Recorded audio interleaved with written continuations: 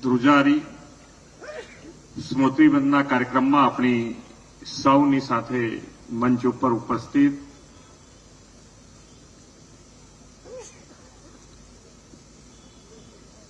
મારા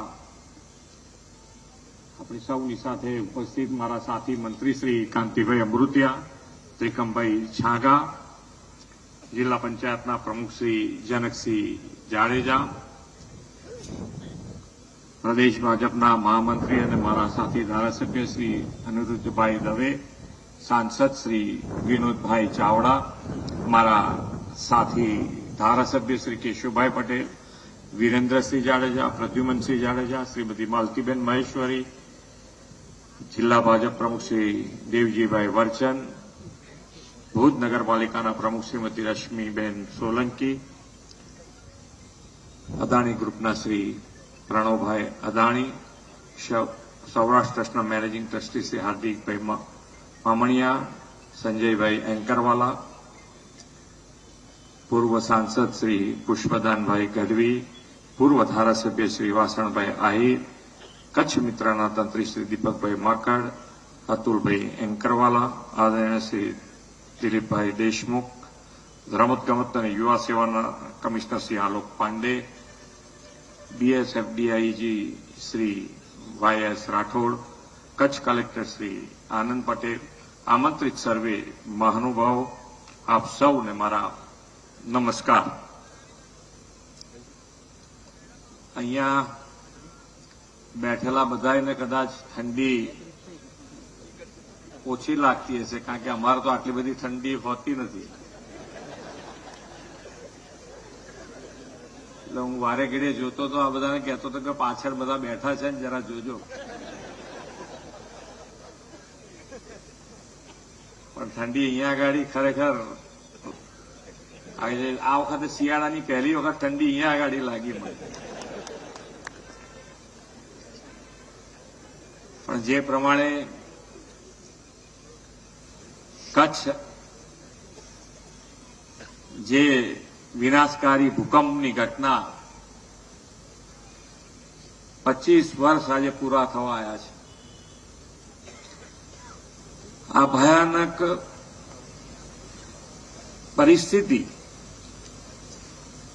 અને આ ભયાનક ભૂકંપમાં જેમણે જેમણે જાન ગુમાવ્યો એ બધાને આજે યાદ કરી અને મારી હૃદયથી સંવેદના વ્યક્ત કરું છું. આ ભૂકંપે કચ્છના જનજીવનને તહેશ નહેશ કરી નાખ્યું અને કેટલાય પરિવારો વેર વિખેર થઈ ગયા. કચ્છના ધંધા, રોજગાર, ઉદ્યોગ, વ્યવસાયને પણ ખૂબ મોટી અસર પડી. દેશ અને દુનિયાના લોકોને ત્યારે એવું લાગતું હતું કે કચ્છ હવે ફરી ક્યારેય બેઠું નહીં થાય.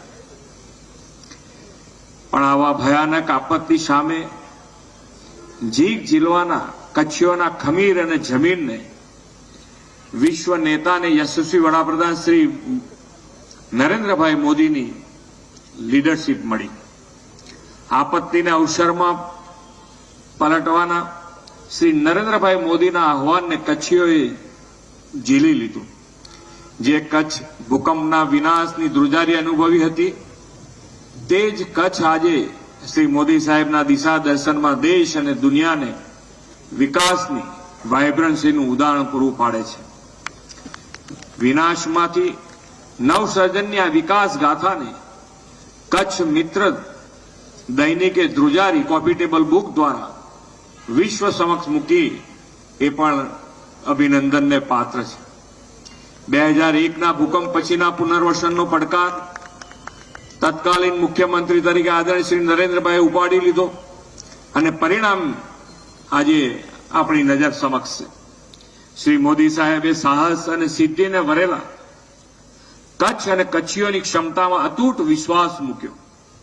તેમણે સરકારના તંત્ર સાથે સેવાભાવી સંસ્થાઓ, ધાર્મિક ટ્રસ્ટો, ઉદ્યોગ જગતને પણ લોક ભાગીદારીથી જોડીને વિનાશમાંથી નવસર્જનનો ઇતિહાસ રચી દીધો.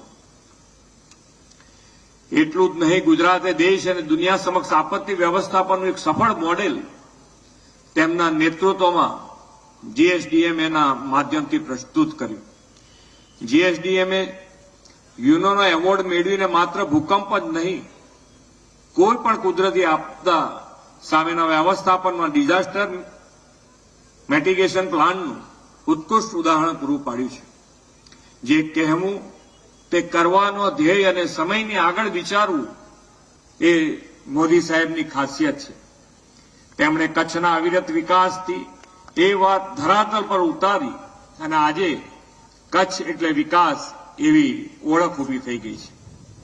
કચ્છની આ નવી ઓળખને 2003થી શરૂ થયેલી વાયબ્રન્ટ સમિટ અને 2005થી રણોત્સવે વધુ બળ પૂરું પાડ્યું છે.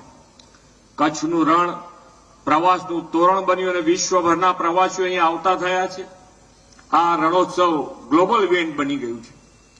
વાયબ્રન્ટ સમિટમાં આવનાર રોકાણકારોને કચ્છમાં રોકાણો માટેની શ્રી મોદી સાહેબે પ્રેરણા આપી અને વીજળી, પાણી, કનેક્ટિવિટીનું ઇન્ફ્રાસ્ટ્રક્ચર પણ પૂરું પાડ્યું. જે કચ્છ હંમેશા દુકાળની લપેટમાં રહેતો હતો, જ્યાં પાણી સૌથી મોટો પડકાર હતો, ત્યાં આજે દરેક ઘરમાં નર્મદાનું પાણી પહોંચવા લાગ્યું છે. શ્રી નરેન્દ્રભાઈએ અહીંના લોકોને સ્થાનિક સ્તરે જ રોજગારી મળે તે માટે સ્થાનિક હસ્તકલા કારીગરી ઉદ્યોગને પણ પ્રોત્સાહન આપીને રોજગાર માટે નવા અવસરો ખોલ્યા છે. એક સમય હતો જ્યારે કચ્છમાં કોઈ સોલાર પાવર, વિન્ડ પાવર વિશે વિચારી પણ શકતું ન હતું. આજે કચ્છમાં ખાવડા ખાતે વિશ્વનો સૌથી મોટો solar wind power hybrid park બની રહ્યો છે. હમણાં જ યોજાયેલી સૌરાષ્ટ્ર કચ્છની વાયબ્રન્ટ ગુજરાત રિજિયનલ કોન્ફરન્સમાં કચ્છની જિલ્લામાં, ફક્ત કચ્છ જિલ્લામાં 1.25 લાખ કરોડ રૂપિયાના રોકાણના એમઓયુ થયા છે. આજે આપણે સૌ જે સ્થળે બેઠા છીએ તે સ્મૃતિવન પણ 2001ના ભૂકંપના મૃતકોને શ્રદ્ધાંજલિ સાથે સ્થિરતા અને પુનર્નિર્માણની ગાથા તથા અડગ મનોબળનું જ્વલંત પ્રતીક છે.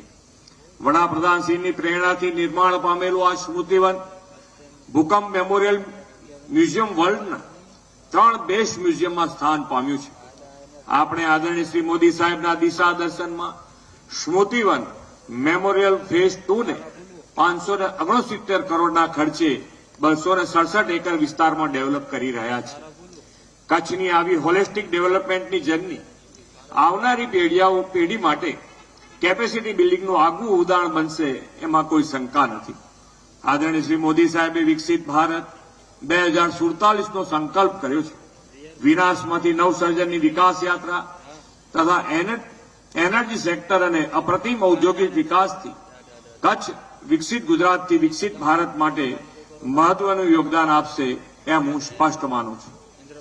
કચ્છ મિત્રની સમગ્ર ટીમને ભૂકંપ પછીના કચ્છની ખમીરવંતી વિકાસ યાત્રાનો જ્ઞાનકોશ આ ધ્રુજારી કોફી ટેબલ બુકથી આપવા માટે ફરી એકવાર ખૂબ ધન્યવાદ આપીને વિરમું છું.